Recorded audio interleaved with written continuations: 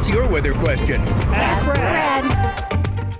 Well, even though I'm in for Jackson tonight, I'm still also taking the time to answer your weather questions. This time, I thought the best way to do it would be to get outside the studio, which I did earlier this week.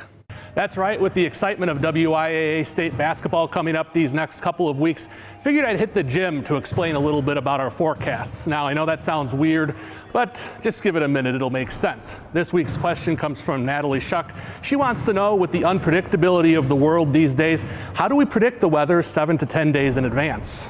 Believe it or not, a forecast can be a lot like shooting a basketball. The closer you are to the target, the more accurate you're going to be. So a forecast for, say, a few hours from now would be a lot like shooting a layup. Not quite 100%, but about as close as you can get. Now let's step back to the free throw line. Even the best free throw shooters miss 1 out of 10. Most shoot around 70%.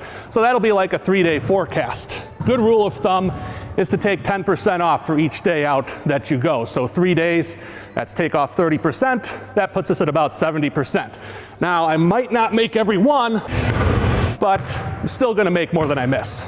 Now here's where things get a little trickier. We're gonna step back to the three-point line. Even the greats like Steph Curry miss more than they make, and if you ask any of my old coaches, Coach Wolfel if you're watching, I'm definitely no Steph Curry. So that makes this more like the end of the 7-day forecast, where we're going to put it up.